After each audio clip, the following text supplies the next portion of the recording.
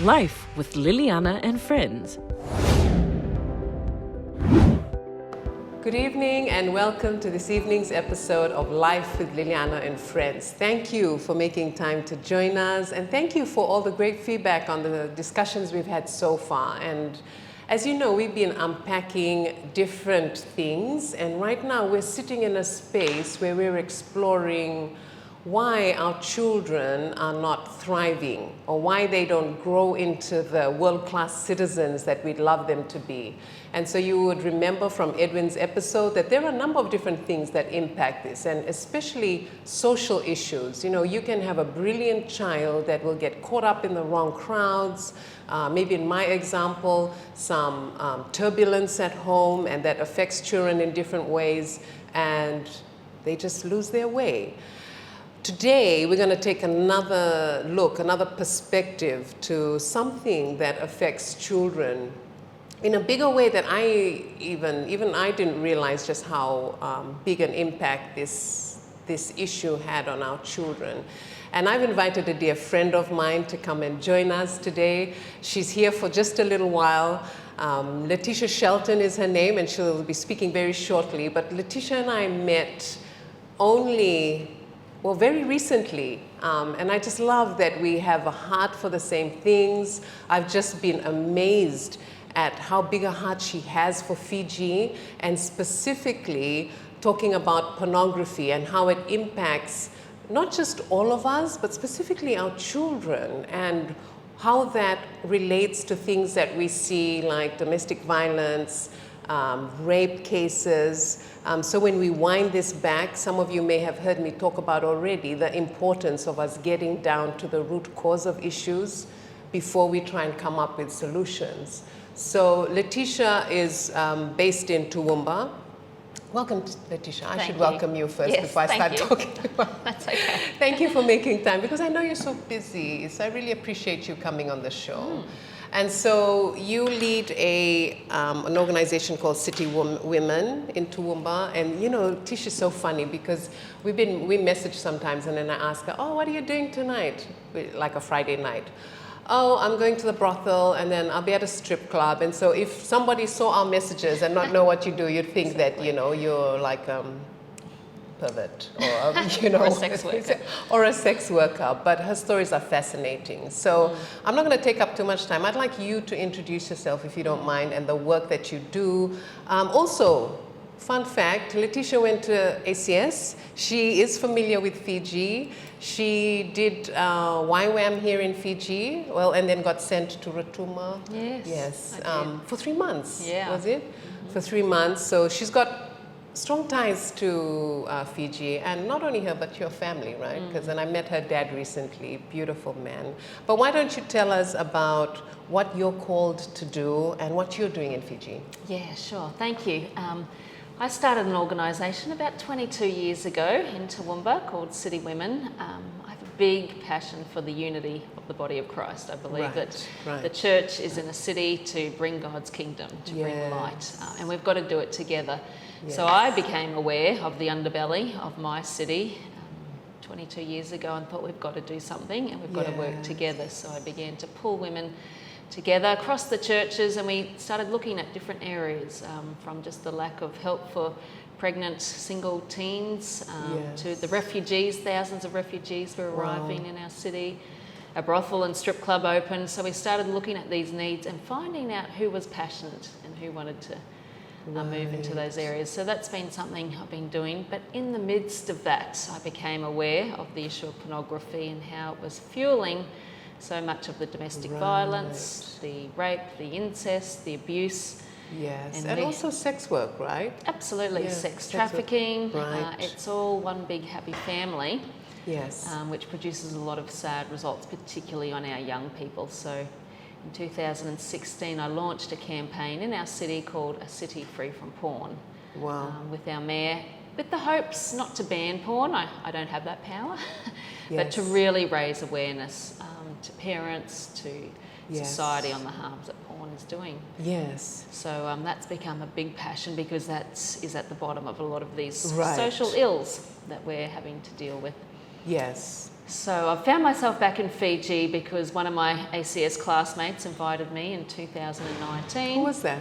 Tarasilla Bradberg. Oh, yes, okay. She saw what I was doing on Facebook and asked me to come back, and started doing some sessions and just talking to different people and women, and just hearing again the stories of abuse, the pornography issues. So I've just kept coming back with a short break with COVID, but so I've been here for the whole month of May.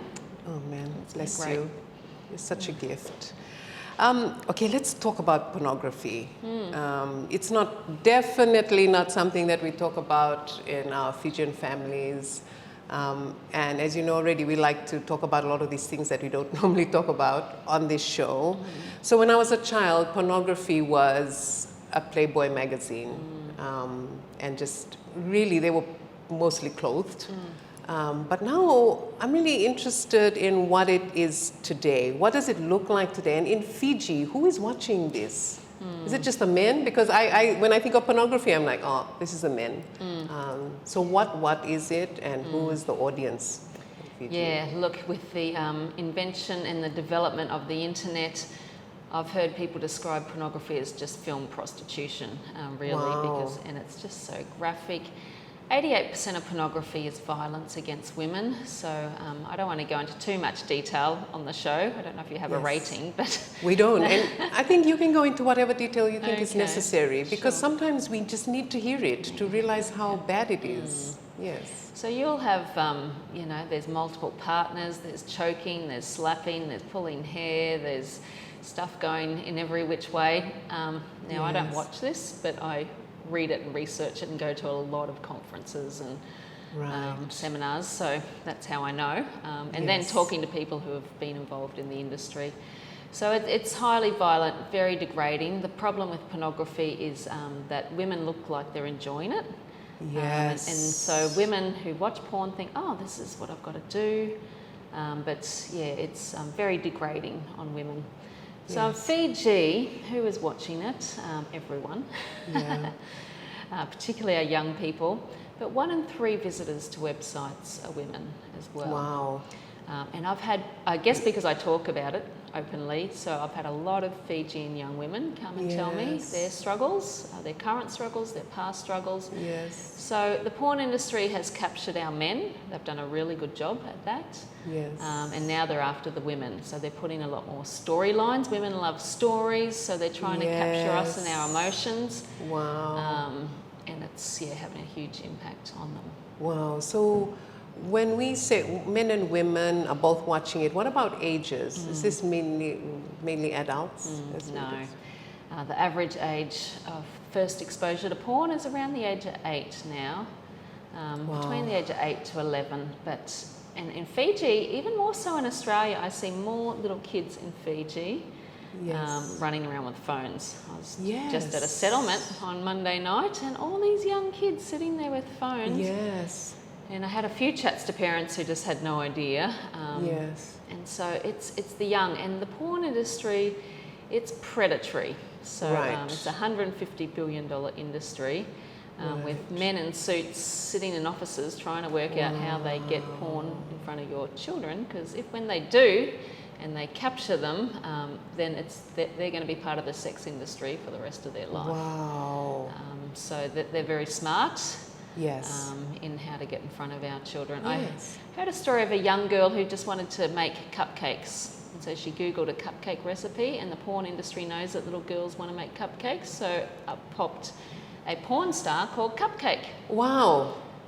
So they're smart. Yes, and that's exactly what I was going to say, because it's not like, because we can easily say, well, my child will not go and search porn, but that's not what they're doing. They're baking cupcakes. Yeah.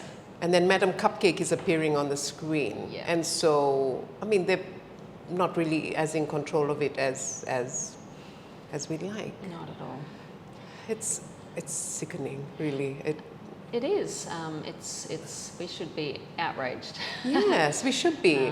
And you know, you and I have had this conversation before, because I was trying to work my head around it, and then Tish is like, you know, eradicate porn as much as we can. And then I was of the view, I don't know if you recall, like, No, it's people's choices. It's our job to educate people enough and they make an informed choice. But she raised a great point, which is what you're talking about today, is, okay, adults, fine. You can make your informed choices, but our children, you know, they are vulnerable, they are not ready to see those sorts of things. And then also parents are kind of not equipped yet because we're struggling to comprehend it ourselves on how to manage that. Yeah, absolutely. We know adults can make their own choices. The problem is what they're watching is fueling what's affecting our kids. And I just read this morning of a school teacher in Australia who's just been arrested, found files of child porn, and he was beginning to approach kids in the school. And so a school teacher? Yeah. Wow. So unfortunately, porn, you can never just stay at what we would call a vanilla level, a plain, yes, you know, bare breasts or whatever. It's yes. so addictive to your brain. Right. And you always want to see harder, more sicker stuff. Yeah. And for some reason, the young is, I can't comprehend it, but seeing young children in porn is... Yes. So let's move into the impacts of watching porn, because one could say, well, I just watch it before I go to bed, you know, it really helps me release stress. So what really is the problem? Can you talk to us about that? Yeah, it's, I think the Commissioner for Children in the UK said allowing our kids to watch porn is like giving them a gun. The impact it has on their life is huge. So research shows that eating disorders, self-harming, mental issues, depression, low self-esteem, and then obviously the physiological issues. If you start watching porn at a young age and you continue it all through your teenage years, you're going to have erectile dysfunction problems because, we're a whole being, aren't we? Yes. And so it impacts every part of society. So at the moment, we're doing an experiment on our children. It's the worst societal experiment in history, I reckon. Yes. And while adults argue about their rights to watch porn, we're harming our children. Yes. And you know, also there was something you talked about in regards to the brain and how that's different for children. Can you just explain that a bit? Yeah, well, obviously children, their brains have still been formed. Yes. Especially for a guy, their brain does not fully develop till they're 25. You sure it's not 35? Girls, it's around 22, and it's especially that prefrontal cortex where you make good decisions. Yes. So if you wonder why your teenage sons are making extra silly decisions, it's because porn has gotten in there and really rewired it all. Yes. It kills brain cells as well. And so I've actually heard school principals in Fiji tell me that they can tell their students are watching porn because their grades are going down. Wow. And so, it just impacts every part of society. Yes. You know, you spoke also about someone you knew, because you just mentioned earlier about how it's getting nasty and quite dark porn. It's no longer, it doesn't show it as a beautiful, you know, act of intimacy like it was created. And there's the whole strangulation, choking part. And you mentioned in Brisbane they have, they're catering for that in their own unit. Yeah, look, I mean, we spend billions of dollars on domestic violence in our nation. But no one wants to talk about the fact that porn is fueling it. And choking in porn has become a huge genre. And we hear this from the teenagers are trying to choke each other, and actually some are killing each other because they're trying to choke each other. Do we have actual deaths from choking during sex? Absolutely. And young people? Young people, again, they don't understand. But in Brisbane, which is just down the road from where I live, they've opened a strangulation trauma centre. Wow. But I don't know if they would say that porn is a part of it because they don't want, people still want their freedom to watch it. Yes. But it's destroying people on every level. But it would be from domestic violence, even if they don't say porn, right? Yeah. Because you don't just walk up to somebody in the street and strangle them if you want to rob them. No. No. Choking, it's because you can't see if you bash someone, you see the effects, but choking, you can choke someone without it showing up. I just can't believe we're even talking about this. It's just, the world we live in is just crazy. Yeah.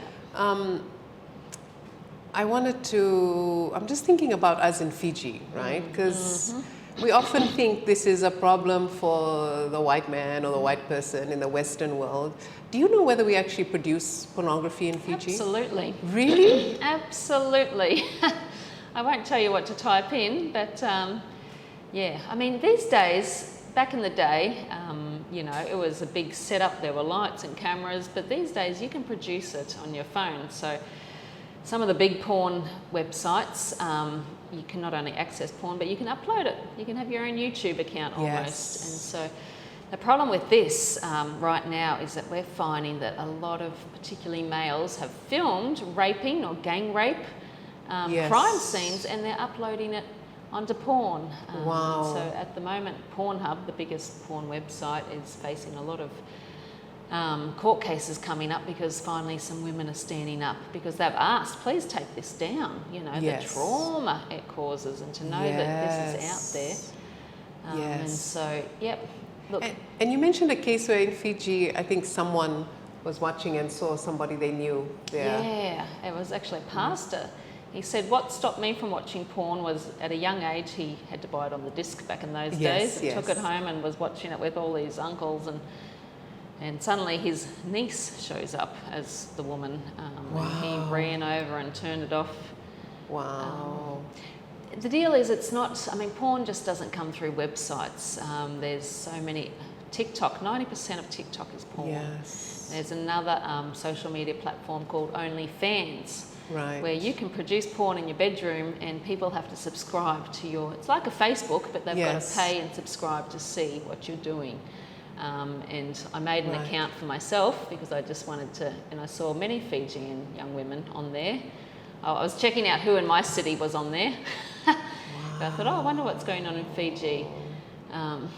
So it's just an easy, quick way to make money. So porn is everywhere. It's in the music videos. We wonder why our kids dance to music so sexualized. Yes. It's all through Netflix, Yes. WhatsApp, Yes. Instagram, TikTok. Yes.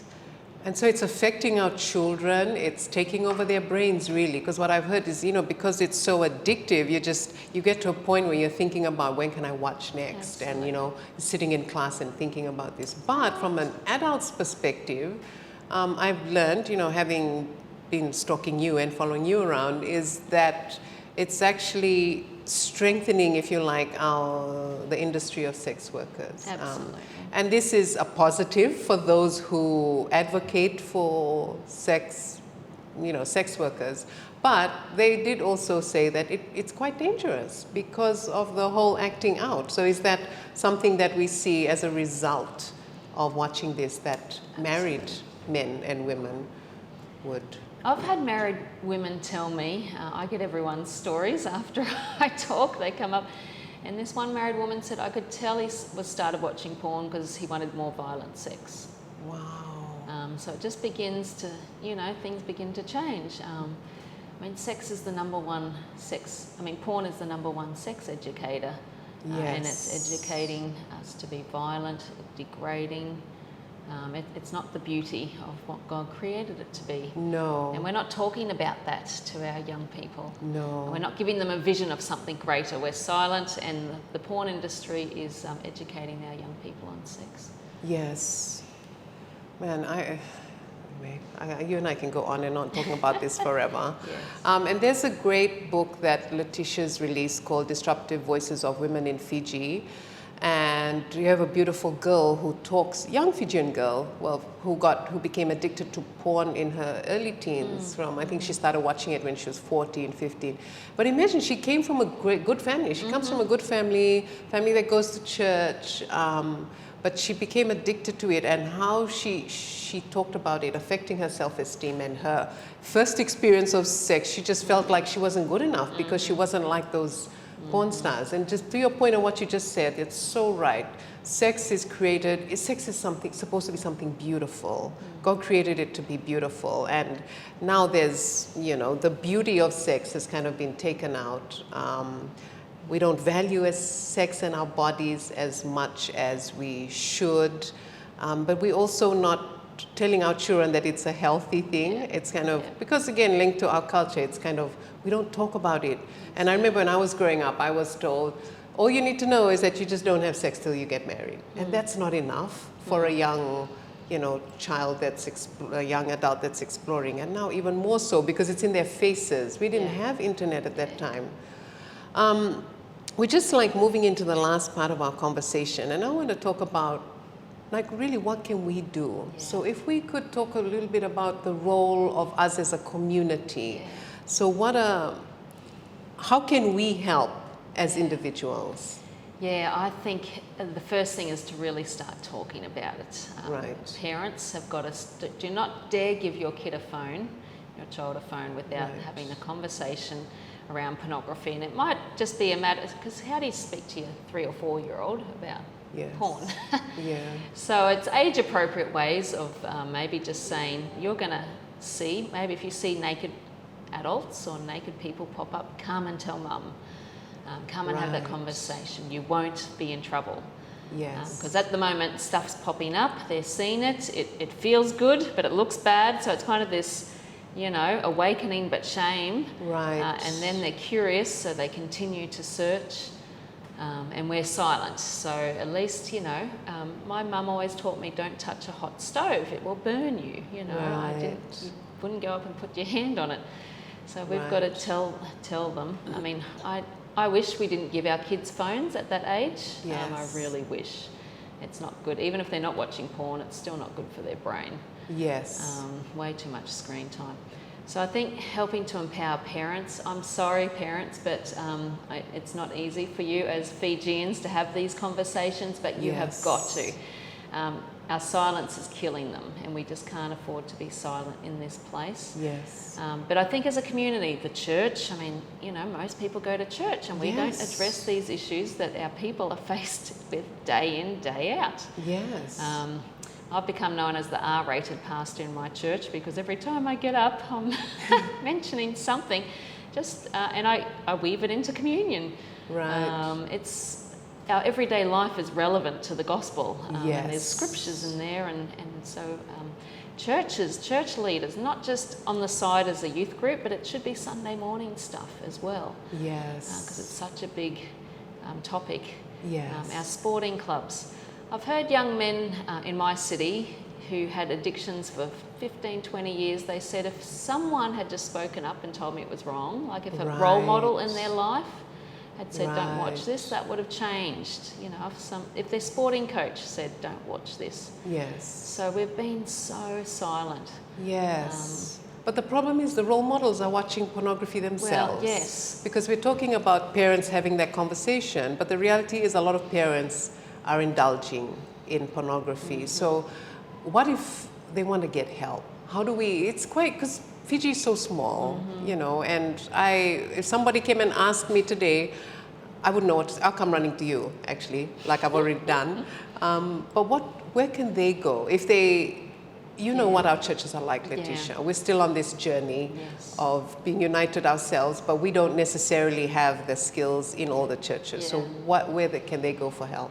Yes, there's a couple of great pastors that I've been working with here in Fiji. Reverend Wilfred from the Methodist Church, Pastor Manasseh from CMFI. They're just some great churches that are on the forefront of addressing this and speaking up, and they're happy to talk to anyone at any time. Counsellors, I think, are very good. I think there is time, especially if you've been in a long-term addiction to porn. It just doesn't disappear overnight. And so I think getting some counselling where is appropriate. But we need to work a lot harder to upskill particularly our leaders and the church to be able to know how to walk through this, because it's not always just a matter of prayer. That's important. That's really important. Yes. But some people kind of stop overnight, but others it can be a 5-year journey. Yes. I remember hearing a woman, a friend of mine, who stopped watching. She was addicted to porn for years, and she said when she stopped, she went cold turkey. She thought she was going to die. The physical manifestation in her body from not having watched porn was just, like she just said, for a week her body just ached and ached. Oh my goodness. And I think for women, because it's so different, because we get so entwined in the story, whereas men can tend to just watch it, decompartmentalised, but Yes. she just had become so much a part of who she was. Right. But she had heard her mum and her grandma at an early age say, people who watch porn are disgusting. Okay. So that sent a message to her, you know, at the age of 12 when she started watching, I'm never going to tell them, because she just thought, oh, Right. disgusting. Right. And then that comes back to the point of us, when we're speaking to our kids, making sure that they know that it's healthy to Yes. ask questions and it's okay. Absolutely. Just to finish, like I'm thinking now as a parent, like a lot of the conversations that we've been having on the show really points back to the role of us as parents. And while we're doing some things well as parents, we're also failing in a lot of things. I think especially when it comes to things like this that are so real today, that weren't so real when we were growing up, and we kind of don't know how to deal with it, so we just, you know, I'd rather not talk about this and they'll just find their way. I've even heard people talk about, you know, when it comes to alcohol and other things, like, oh, they'll learn, they'll just go through it like the way I went through it. And I don't like that. I've made so many mistakes in my life, and I'm like, I am not going to allow my child to walk through this. And not to say don't do this and don't do that, but equipping them with the right information, with the tools, in case they come across this. Because really that was a lot of just coping mechanisms. Yeah. It's important just to it's not good enough to say don't watch it. Yes. And if you do, I'll beat you or whatever. You've got to say why. Yes. And there's some really good websites. Probably the best one I know comes out of Canada called Defend Young Minds. Right. And so I don't know if you can post that with, I I'm will. not sure if it's .com or I just need, but if you Google Defend Young Minds, it's brilliant, and it's got all the tips on conversations, what to say, what to do, and they probably are the best, and I know the lady who runs it. Another good one is called Fight the New Drug. Yes. And that Okay, comes I out of thought you America, mentioned and that's that. probably good more for your older teenagers. Right. But it's, as parents, we've just got to get equipped. You know, we have, for the last 2 years in COVID, we've gotten ourselves equipped to know how to deal with it and how to have the hygiene and the right things to drink and eat. And this is way greater than any pandemic. We've called it a porndemic. And we've just got to get ourselves equipped, or we're just consigning our kids to an industry that will destroy their lives. Yes. You know, and I've mentioned this to you before, when these sorts of conversations, we can't just come out of the blue having not communicated to our children well and then suddenly say, okay, sit down everybody, we're going to talk about pornography. That's not going to work. It's going to be awkward. It's going to be disgusting for the children to hear. So this is a bigger journey of a relationship with our children, because if it's not pornography, it's going to be something else. It's going to be something else. But we need to create that environment so that communication is free flowing, and our kids know that we can, our parents or our mom or our dad or our fathers or, you know, older role models, there is a place where I can go to safely ask these questions or speak to someone.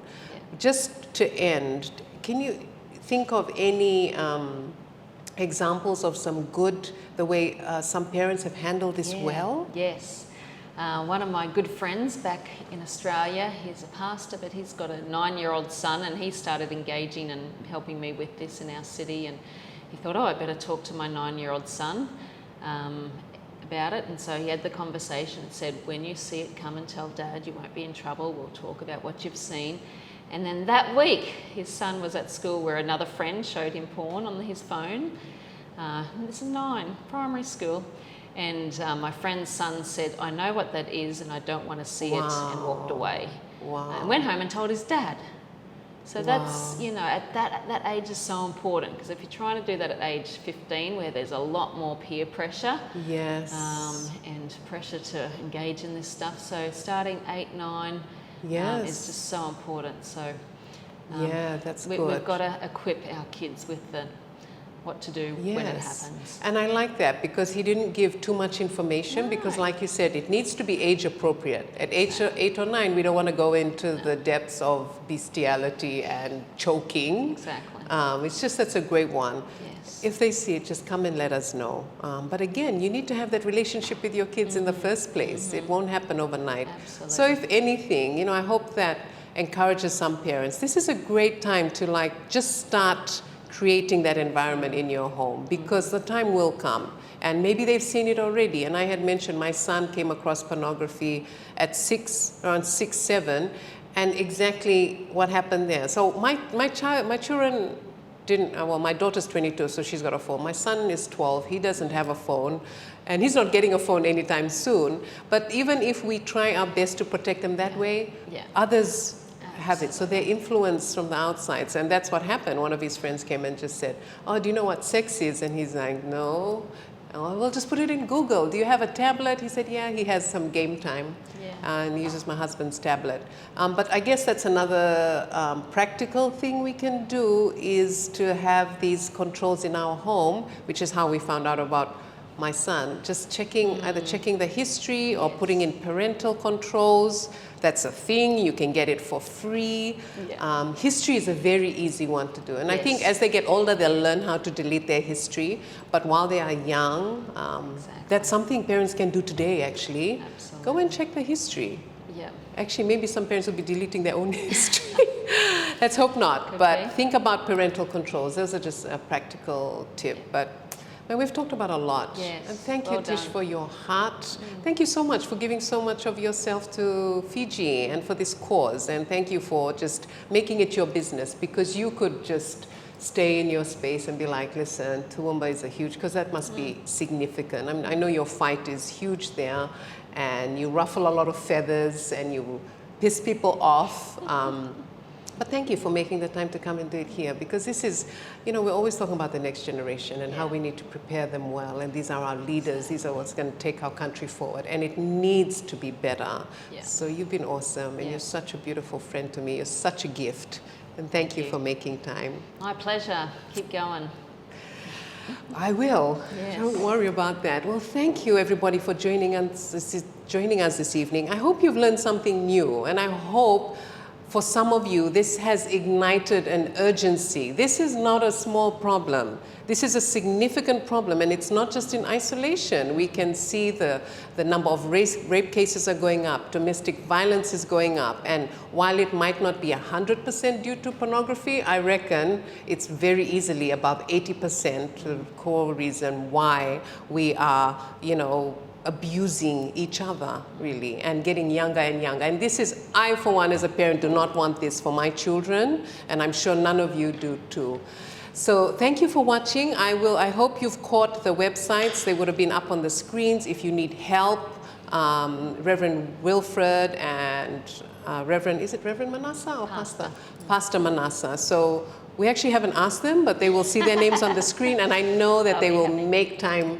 They will make time for you, for sure. But please join us next week. If you haven't yet, follow the page so you don't miss anything. You might also want to follow my personal page, Liliana Pareti Warid, because what I've been doing is sharing some little snippets of places I've been going, and you won't necessarily see that on this page. But do message me if you have any other questions. If you yourself are struggling with pornography, I'm happy to link you up with our pastors.